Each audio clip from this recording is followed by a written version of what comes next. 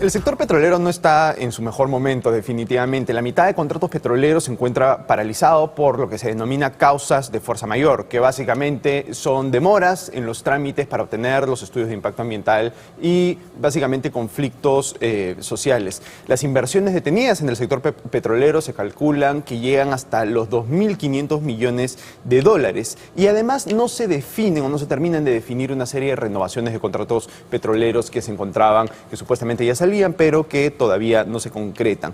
No es casual que según la encuesta global del petróleo 2013 del Instituto Fraser, el Perú se encuentra en el puesto 106 de 157 jurisdicciones en el mundo en lo que toca a facilidad para hacer negocios petroleros. La situación no está muy bien y vamos a conversar con Carlos González, especialista en hidrocarburos, para conversar qué se puede hacer al respecto. Hola Carlos, ¿cómo estás? ¿Cómo estás, Enrique? Gracias por venir. Gracias por la invitación. Empecemos hablando sobre el tema de las renovaciones de los contratos petroleros en Talara. ¿Cuál es la situación? Supuestamente el gobierno había dicho que se iban a renovar, pero entiendo que la cuestión no concluye. Bueno, Perú Petro tenía dos opciones. O esperar que los contratos terminen y licitar los lotes, o renovar por 10 años más aquellos lotes que se habían suscrito por 20 años. Porque dado que la ley permite contratos hasta de 30 años para petróleo y 40 años para gas. Finalmente Perú Petro optó, esta administración de Perú Petro optó por esta segunda alternativa. O sea, renovar los contratos por 10 años más, extender los plazos contractuales a cambio de un programa adicional de trabajo orientado a perforación de pozos y a recondicionamientos mayores de pozos viejos. Eso con el ánimo de obtener una respuesta inmediata en la producción, en el incremento de la producción, que es lo que nos preocupa a todos. El tema, esta decisión, según tengo entendido, se tomó en el directorio de Perú Petro del mes de septiembre. Sí. En el 30 de octubre, en el Congreso de la República, el ingeniero Ortigas hizo una exposición muy detallada de más o menos cuáles serían las condiciones que se iba a establecer para el otorgamiento de esta prórroga en los contratos. Supongo yo que la demora entre octubre y ahora tenga que ver de repente con la ley, porque el esquema que había propuesto Perú Petro incorporaba a Petroperú como socio potencial. Claro. Yo supongo yo que la demora está en que han tenido que reformular el esquema. Claro, porque ya Petroperú no va a entrar. Claro. Ahora, lo que yo supongo también es que debe ser Petroperú el que decida si entra o no entra, de acuerdo al artículo 6º de la ley esta de 130, esta de la modernización de la refinería. Ahora, según esa ley, Petroperú ya no podría entrar en en directorio de negocios. Petroperú es el que tiene que decir qué actividades debe desarrollar Petroperú para mantener la operatividad de la empresa. Entonces, para mí no me queda claro que el lote 64, que ya tiene Petroperú en sus manos, va a seguir desarrollándolo. Claro. Lo que sí queda la duda es si puede asumir nuevos lotes, de acuerdo a ese artículo 6º. Entonces, eso de repente es lo que ha hecho de que en Perú Petro demore un poco, porque ya estamos en enero y si la decisión se tomó en septiembre ya deberían por lo menos... O sea, ¿tú crees que todavía existe la posibilidad que se esté evaluando de que si Petroperú entra o no entra como socio forzoso en estas renovaciones? Claro, yo pienso que lo que se está diciendo es o cambiamos todo el esquema y sacamos a Petroperú del esquema, o dejamos tal como está y será Petroperú el que diga no, ya no puedo entrar porque el artículo 6º me lo prohíbe. ¿No? Ahora, pero claro, entonces en esta discusión sobre qué sucede con la participación de Petroperú, ¿tú crees que eso es lo que ha trabado? Yo creo que puede ser eso porque no hay otra razón. Ahora, yo pienso que esta cuestión es cuestión de días, porque es evidente que hay señales suficientes de la voluntad que hay, el ánimo que hay por parte del Ejecutivo, por parte de Perú Petro, en las declaraciones del ingeniero Ortigas, de que esto se tiene que hacer, se debe hacer, es necesario hacerlo de inmediato porque la producción se está cayendo. Ahora, una cosa son las intenciones de este gobierno, otra cosa es lo que efectivamente concreta, ¿no? Eso se ve mucho, sí, ¿no? En estos sectores, o sea, sí, especialmente en general, en el sector de hidrocarburos y en el sector minas, uno ve un discurso de queremos que salgan adelante los sectores, pero a la hora y la hora no necesariamente esas palabras se traducen en hechos, ¿no? Sí, mira, acá son dos temas. La realidad, el diagnóstico es, somos un país que produce muy poco petróleo. Hay desgraciadamente gente que cree todavía que somos un país petrolero. Sí. Y entonces pone o pretende poner condiciones como las pondría Venezuela o las pondría Kuwait. Claro. Y hay gente que no le presta la debida atención en todos los ámbitos, ejecutivo, legislativo, al tema petrolero. Yo estaría muy contento, por ejemplo, si en el Ministerio de Energía y Minas hubiese un viceministerio de hidrocarburos. Claro. Que le preste atención al sector de hidrocarburos y básicamente al upstream, que es donde estamos flaqueando. Perú Petro está haciendo un esfuerzo. Ha intentado hacer una ronda offshore, que desgraciadamente tuvieron que suspenderla. Están haciendo los ajustes necesarios para volver a lanzar esos lotes de offshore. ¿Y por qué? ¿Por qué otra vez se suspendió? Porque esa es una cosa que uno ve en este gobierno, si quieres, en todos los sectores. No hay la iniciativa de vamos a sacar un gran proyecto, o vamos a sacar una concesión importante. Sale el anuncio, se paraliza. Pero acá salió la licitación, estuvo en marcha la licitación. Lo que pasa es que ¿por qué no, a puertas del vencimiento del plazo de la presentación de ofertas, no había postores. Habían dos postores, creo, que habían presentado carta, pero no sabíamos si iban a presentar oferta. Ya. ¿Y por qué se diseñó mal, entonces? Entonces, eso es lo que ha dicho Perú Petro. Perú Petro ha dicho, vamos a revisar las bases y vamos a ver qué estuvo mal en las bases. En las bases, ¿qué había? Había la participación no potestativa como es el esquema que había propuesto Perú Petro para los lotes de Talara, sino en el offshore era una participación prácticamente impuesta para Petroperú. Petroperú era socio forzoso. Entonces, esa era una posibilidad que de repente hacía que se disuada a los posibles inversionistas. Claro, porque además creo que se busca que Petroperú entre, o sea, además del inconveniente que ya es tener un socio forzoso, creo que se busca que Petroperú entre, pero que no asuma ningún riesgo. No, es claro.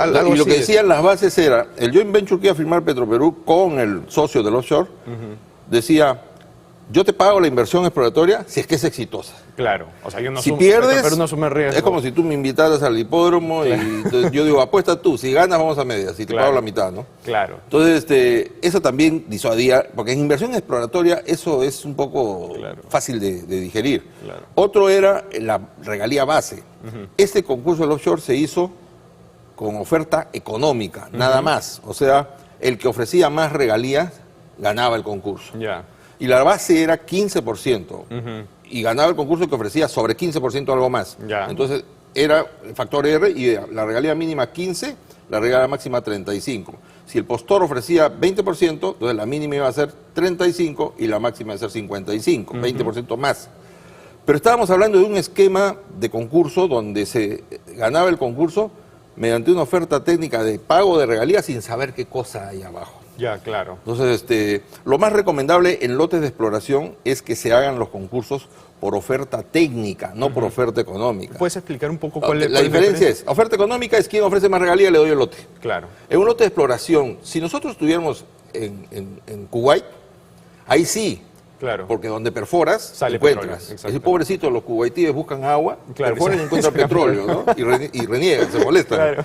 Entonces, acá no, pues. Ajá. Acá buscas petróleo y encuentras agua. Ajá. Entonces, en un país como los nuestros, que no tenemos una gran cantidad de petróleo, la performance de nuestra exploración petrolera en los últimos 30 años no ha sido buena.